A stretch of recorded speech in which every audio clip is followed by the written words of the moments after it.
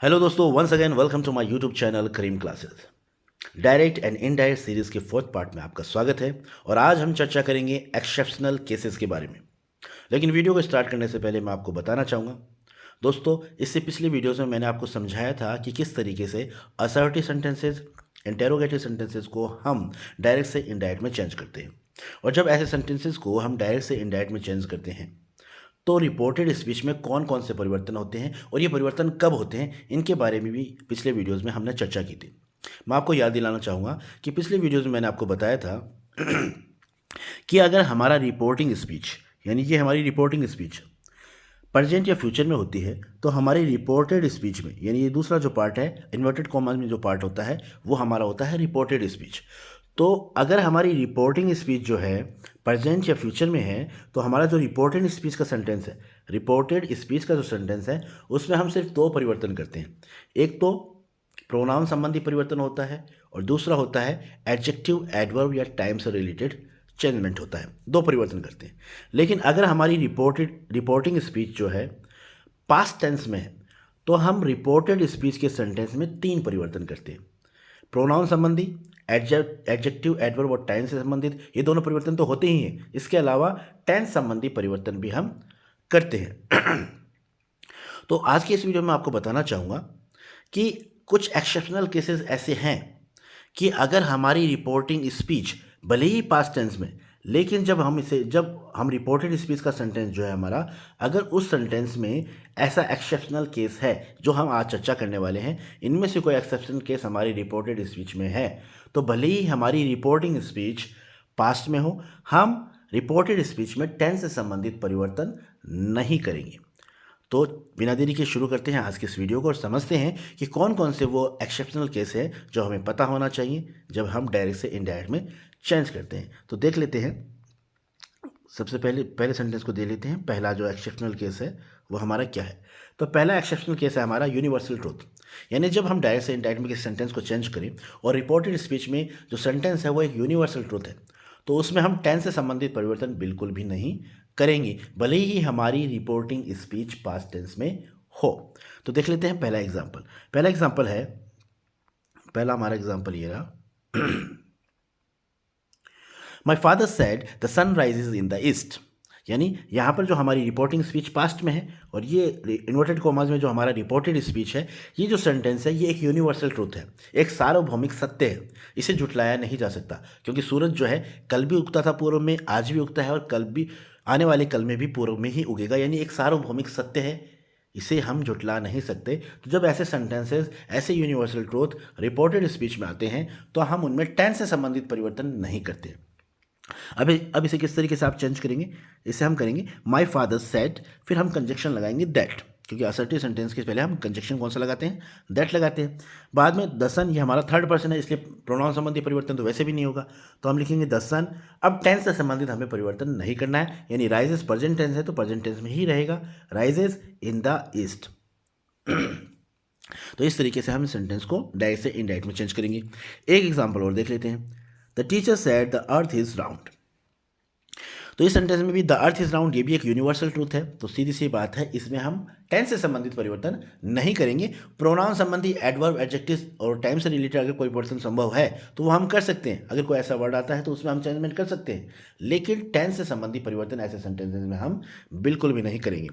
तो इसे किस तरीके से बनाएंगे, द टीचर सैड दैट, सबसे पहले हम लिखेंगे द टीचर सैड, फिर कंजक्शन हमने दैट लगाया, फिर बाद में द अर्थ, थर्ड पर्सन है तो द अर्थ इज राउंड, आप इसे इज को वर्ड्स में कन्वर्ट नहीं करेंगे। तो इस तरीके से अगर कोई यूनिवर्सल ट्रूथ है वो रिपोर्टेड स्पीच के अंदर आता है, तो उसमें हम टेंस से संबंधित परिवर्तन नहीं करेंगे, भले ही हमारी रिपोर्टिंग स्पीच पास्ट टेंस में हो। तो पहला एक्सेप्शनल केस मैंने आपको समझा दिया। अब बात करते हैं दूसरे एक्सेप्शनल केस की, और दूसरा एक्सेप्शनल केस है हैबिचुअल एक्शन, यानी कोई काम आदतन किया जाता हो, किसी की प्रकृति है काम करने की वो, तो ऐसे एक्शन जो होते हैं उन सेंटेंसेस को भी हम जब हम चेंज करते हैं तो उनमें भी हम टेंस से संबंधित परिवर्तन नहीं करते। एग्जाम्पल देख लेते हैं।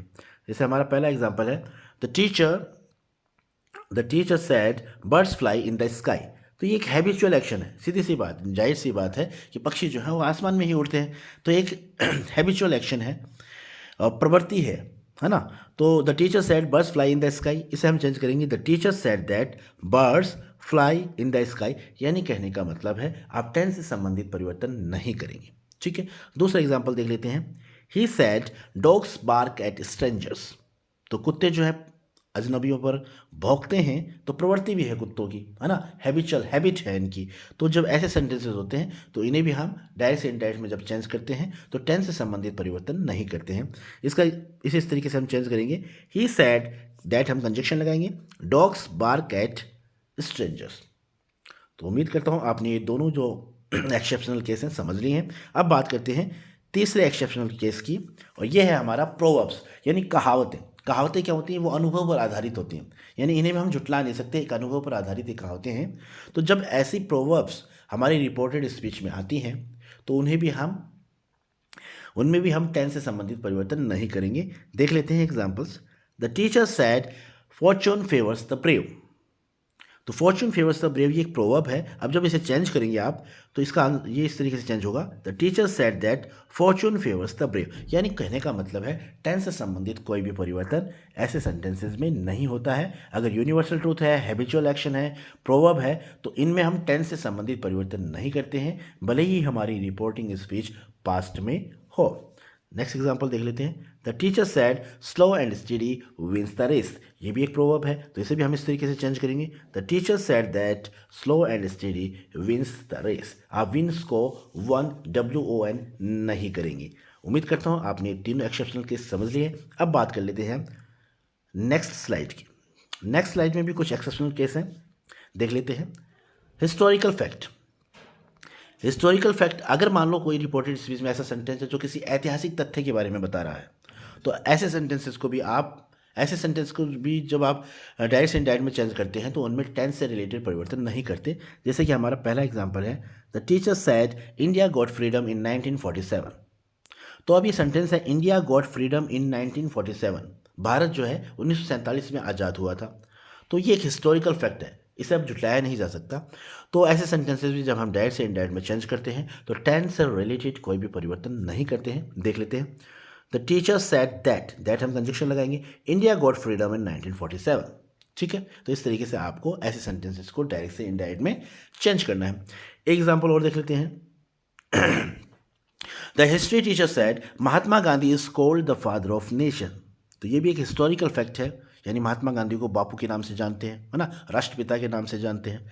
तो इस सेंटेंस को भी हम झुटला नहीं सकते, ये एक हिस्टोरिकल फैक्ट है, तो इसे भी इस तरीके से चेंज करेंगे।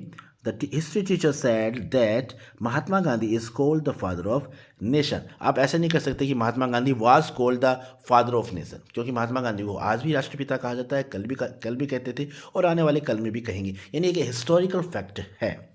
ठीक है, अब देख लेते हैं हम हमारे फिफ्थ एक्सेप्शनल केस की।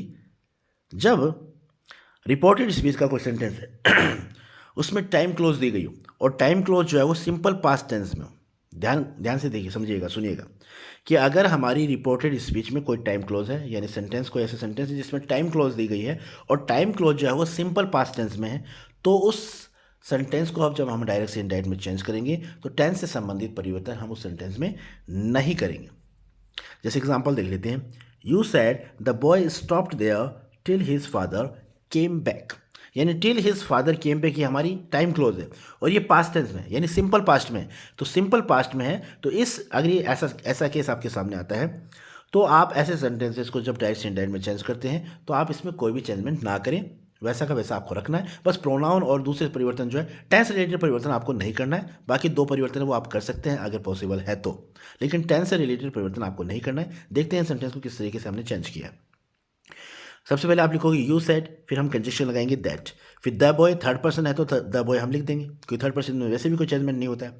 तो you said that the boy stopped there, आपको वैसा का वैसा लिखना है, till his father came back, क्योंकि आपका जो टाइम क्लोज है वो सिंपल पास्ट में है, तो जब भी आपकी टाइम क्लोज सिंपल पास्ट में हो तो उस सेंटेंस में आप कोई भी परिवर्तन नहीं करेंगे टेंस से संबंधित। ठीक है, एक एग्जाम्पल और देख लेते हैं। Anita said I was happy when I saw Hariom. तो व्हेन आई सो हरिओम ये जो क्लोज है ये टाइम क्लोज है और ये सिंपल पास्ट में, तो सिंपल पास्ट में है तो दूसरा जो हमारी मेन वर्ब है उसमें भी आप कोई चेंजमेंट नहीं करेंगे। किस तरीके से करते हैं देख लेते हैं। अनीता सैड, कंजक्शन हमने दैट लगाया, सी वॉज हैप्पी। अब प्रोनाउन संबंधी परिवर्तन तो हमने किया है, मैंने आपको बताया कि टेंस संबंधी परिवर्तन आपको नहीं करना है। तो Anita said that she was happy when she saw Hariom. तो इस तरीके से आपको ऐसे सेंटेंसेस को चेंज करना है। ठीक है, उम्मीद करता हूँ आपको ये चीज़ समझ में आई है। अब देख लेते हैं लास्ट एक्सेप्शनल केस। ये कहता है कि अगर हमारा time close past continuous tense में, अभी तो मैंने पिछले एक्सेप्शन में मैंने आपको बताया था कि अगर हमारा टाइम क्लोज सिंपल पास्ट में, तब तो हम टेंस से संबंधित परिवर्तन नहीं करेंगे। लेकिन अगर हमारा टाइम क्लोज यानी जब रिपोर्टेड स्पीच का जो सेंटेंस है उसमें हमारा टाइम क्लोज जो है वो पास्ट कॉन्टिन्यूस टेंस में है, तब हम टेंस से संबंधित परिवर्तन करेंगे। ये आपको ध्यान रखना है, थोड़ा सा माइनर डिफरेंस है, ये आपको ध्यान रखना है। इस सेंटेंस को देख लेते हैं एक example. She said Aditi slept when she was trying to board a train. तो इस सेंटेंस में देखिए जो हमारी टाइम क्लोज है, she was trying to board a train, यानी ये पास्ट कॉन्टिन्यूस टेंस में। तो ऐसा सेंटेंस जब आपके सामने आए, टाइम क्लोज ऐसे सामने आए जिसमें पास्ट कॉन्टिन्यूस दिया गया है, तो आप उस सेंटेंस को चेंज करेंगे। ठीक है, किस तरीके से चेंज किया है? She said that Aditi had slept. तो यहाँ पर देखिए जो हमारा अदिति स्लिप्ड, ये पास्ट सिंपल पास्ट था, इसे हमने कन्वर्ट कर दिया पास्ट परफेक्ट में, when she was trying to board a train. यानी कुल मिला के कहने वाली बात यही है, समझने वाली बात यही है कि अगर आपके रिपोर्टेड स्पीच में टाइम क्लोज है और अगर वो टाइम क्लोज सिंपल पास्ट में है, तो आप टेंस से रिलेटेड परिवर्तन यानी जो मेन वर्ब है उसमें टेंस से रिलेटेड परिवर्तन आपको नहीं करना है। लेकिन अगर रिपोर्टेड स्पीच में आपके पास ऐसा सेंटेंस है जिसमें जो टाइम क्लोज है वो पास्ट कॉन्टिन्यूस टेंस में है, तब आप मेन वर्ब में भी चेंजमेंट करेंगे, टेंस से रिलेटेड चेंजमेंट आप करेंगे। तो ये कुछ एक्सेप्शनल केस थे जो मैंने आपको आज के इस वीडियो में समझाने का प्रयास किया है। उम्मीद करता हूँ आपको ये वीडियो पसंद आया होगा। दोस्तों, अगर आपको ये वीडियो अच्छा लगा है तो प्लीज़ इसे लाइक, शेयर और सब्सक्राइब ज़रूर करिएगा, क्योंकि आपका एक लाइक, एक शेयर और एक सब्सक्राइब मुझे मोटिवेट करता है। Thank you so much for watching this video. Keep watching, keep learning, have a nice day.